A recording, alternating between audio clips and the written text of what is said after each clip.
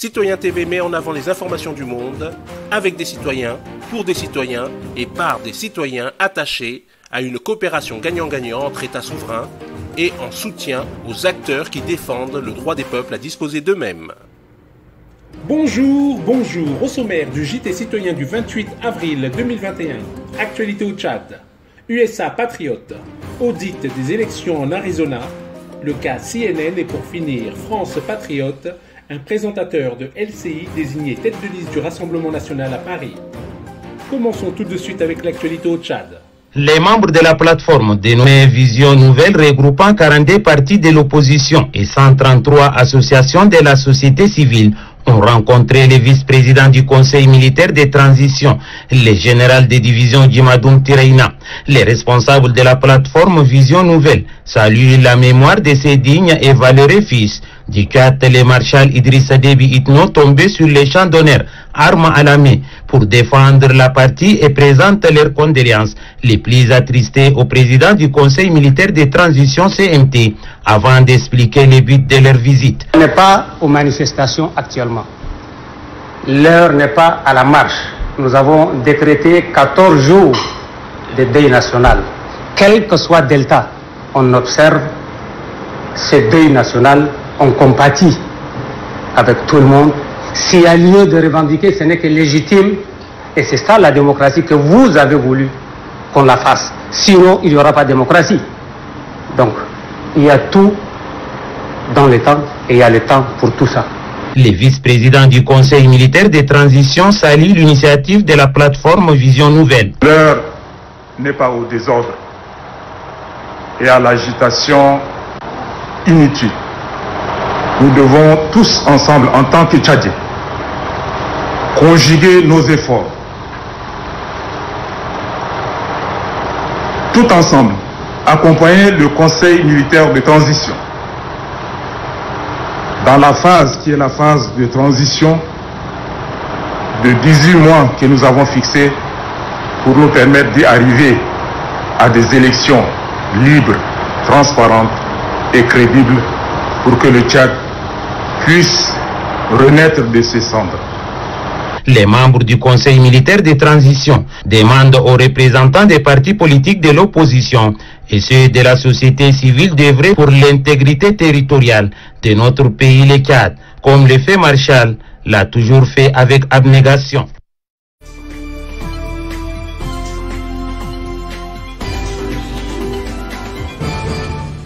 Tout de suite, USA patriote. Audit de l'élection en Arizona. Tout ça, ça commence à tomber. Et évidemment, les médias ne veulent pas en parler, ça va de soi. Mais Dan Scavino, un des anciens bras droits sécurité de la Maison-Blanche du président Trump, nous dit « Gardez les yeux sur l'audit de AZ. AZ, c'est l'Arizona. Regardez ici et pas là. Regardez bien ce qui se passe en Arizona. Ça va être important. Dan Scavino ne tweete jamais pour rien dire. Et ce qui se passe, eh bien, en ce moment, comme je vous l'ai dit hier, ils utilisent des lumières ultraviolets pour rechercher des marques de filigrane, pas d'eau, parce que c'est retranscription en français, de filigrane sur les bulletins de vote pour éliminer les faux bulletins de vote. CNN ne couvrira pas cela. Trump a remporté 2020 dans un glissement de terrain et sur le point d'être prouvé. C'est terminé. Now, fini. La Maison-Blanche, elle est à nous. OK? Allez, on continue justement avec l'Arizona. Ça avance et d'après les premières infos qui filtrent de l'audit sur les bulletins de vote de l'élection présidentielle de novembre, le nombre de votes illégaux dans le comté de Maricopa pourrait facilement atteindre 250 000 votes illégaux. C'est hallucinant, mes amis. Je vous jure, c'est hallucinant. Trump avait raison. Nous avions raison. Depuis le début, on le savait avant, on le savait pendant et on le sait encore aujourd'hui. Et on va le prouver maintenant avec ce recomptage. C'est assez hallucinant. OAN en parle, vous savez bien, l'audit en cours. Certains des 2,1 millions de bulletins déposés lors de l'élection 2020 sont amenés à être recompté lors d'un audit de bulletins de vote de 2020 ordonné par le Sénat républicain de l'Arizona aux vétérans de Coliseum, Memorial Coliseum, lors d'une conférence de presse du 20. Eh bien, les bureaux de vote travaillent dur en Arizona pour étouffer les irrégularités de vote lors de l'élection présidentielle de l'année dernière et luttent contre les tentatives des démocrates de les faire dérailler. Oui, les démocrates ne veulent pas qu'on sache la vérité, donc ils essayent tout de leur côté pour essayer d'empêcher que le recomptage ait lieu. Dimanche, des experts légistes ont confirmé qu'ils examinaient des milliers de bulletins de vote déposés en novembre dans le cadre de l'audit de l'État de Grand Canyon. Ils utilisent des lumières ultraviolettes pour rechercher des filigranes sur les bulletins de vote et éliminer les faux bulletins de vote. On vous l'avait dit qu'il y avait un marquage filigrane et que c'est ça, mes amis. Tout de suite, le cas de CNN. Qui a fait des révélations en caméra cachée qui sont pour le moins troublantes. Un peu de contexte, hein. C'était au cours de sa 5e date Tinder avec une personne qu'on ne voit pas.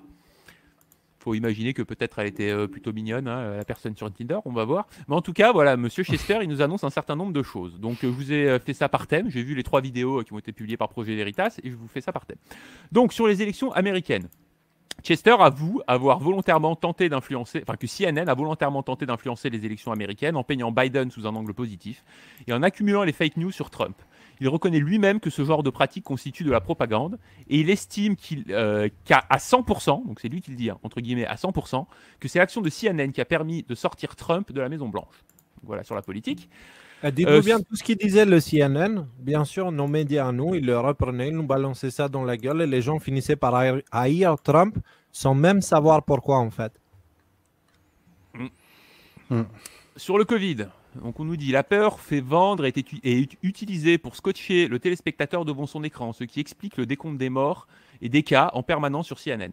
Le taux de guérison du Covid, donc qui est supérieur à 99,9%, n'est pas affiché car ça n'est pas effrayant. Il affirme que les gens sont fatigués par le narratif Covid, mais ils ont un plan. Le prochain sujet pour instiller la peur aux populations sera le climat. Tout ceci a déjà été décidé au plus haut niveau de la hiérarchie de CNN, donc par le boss de CNN qui s'appelle Zucker, et ça risque de durer un moment. Et donc là, je vous mets la phrase en anglais, hein, Climate change is going the next COVID thing for CNN. Donc en gros, le changement climatique, ça va être le même sujet équivalent Covid pour CNN. Très bien. Donc moi, mon pari, c'est qu'on va voir d'ici peu de temps tout le narratif catastrophisme climatique qui revient sur le tapis. On y revient un peu plus tard. Sur la société, donc Chester explique qu'il essayait de faire un sujet sur le racisme anti-asiatique. Donc ils se sont débrouillés à mettre des caméras pour récupérer des images. Ils ont filmé beaucoup d'images, mais où notamment des Noirs faisaient preuve de racisme anti-asiatique. Donc nous, hein, on s'attaque ni aux Noirs, ni aux anti-asiatiques et tout ça. Mais c'est sa conclusion qui est intéressante.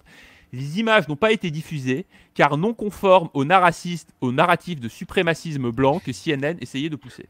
Donc en fait, on narraciste, ça c'est un lapsus pas mal du tout ça. Le narraciste. Au narratif suprémaciste blanc. Donc vous avez compris un peu ce qui s'est dit là. Hein. C'est-à-dire qu'ils ont dit tiens, on va montrer que les blancs ils aiment pas les Chinois et qu'ils font preuve de beaucoup d'actes anti-asiatiques. Ils filment. Ils trouvent qu'effectivement, il y a des actes anti-asiatiques, mais qui ne sont pas causés par des blancs, et donc du coup, ils décident de ne pas en parler. Donc voilà ce qu'on appelle l'information en 2021. Ouvrez les guillemets. Je n'ai rien vu de particulier sur le fait de se concentrer sur la couleur de la peau d'un individu si celui-ci n'est pas blanc. Les médias ne disent rien là-dessus. Ensuite, Chester admet que, ouvrez les guillemets, les médias sont l'arme absolue. Vous pouvez manipuler comme vous le souhaitez la perception tout entière des gens sur n'importe quel sujet. Voilà, le journalisme crédible qui rapporte des faits. Au sujet du journalisme, maintenant, qu'est-ce qu'il dit, Monsieur Chester ? Les nouvelles objectives, ça n'existe pas. Il y a trop de gens avec un agenda. Donc ça, c'était entre guillemets, hein, une citation telle quelle. Ensuite, ouvrez les guillemets, les nouvelles les plus impartiales viennent de la base. Des gens dans leur sous-sol qui font un podcast. Donc ça, c'est merci, parce qu'il nous fait une petite dédicace spéciale au décodeur. Voilà, moi je suis dans une cave. À tous les complotistes qui font des live streams depuis leur sous-sol. Ouais. Voilà, moi je suis plutôt au grenier, mais voilà. Ensuite, ouvrez les guillemets, les journalistes sur CNN ne posent en fait aucune question. Ce qu'ils font, c'est dire à leur interlocuteur quoi dire. C'est une forme d'art. Bon, après, ils donnent des exemples pour montrer comment ça marche. Et enfin, ouvrez les guillemets, les seules personnes que nous autorisons à l'antenne ont, pour la plupart, montré que de manière régulière, ils avalaient l'appât. Donc, dans le contexte, ça veut dire qu'ils disaient aux journalistes ce que les journalistes avaient envie d'entendre. Voilà. Donc on vous a mis les 3 vidéos du projet Veritas. Ça se dit quoi, il y a 20-25 minutes de vidéo, ça se regarde assez bien, c'est édifiant. Et bravo à eux. Et pour finir, France Patriote, le journaliste Philippe Ballard, qui officiait depuis 1994 sur la chaîne d'info LCI, portera les couleurs du Rassemblement national dans la capitale en soutien à Jordan Bardella. Vous l'avez rappelé, ça fait quelques dizaines d'années, j'ai traversé de multiples rédactions, que j'observe un lent déclin de mon pays, qui est submergé par une vague migratoire incontrôlée. Il y a le communautarisme qui se développe, il y a une insécurité grandissante. Je pense évidemment français. Je pense à nos forces de l'ordre qui sont caillassées, attaquées au mortier quasiment quotidiennement, à ces pompiers qui sont attaqués, et puis à nos traditions, à notre culture qui est submergée par tout cela. Autrement dit, notre identité qui s'en va tout doucement. Et il y a un moment, donc vous avez pris, 60 ans, on se dit, après avoir vu tout ça... Vous avez démissionné d'LCI ou pas oui, mais bien sûr. Oui, j'imagine que vous n'allez pas présenter le journal. De RTL, de France Info, de Radio France, de Sud Radio, etc. Là, vous avez démissionné. Il y a une page qui se tourne. C'est en cours. Évidemment, je n'ai plus rien à faire à l'antenne. Et les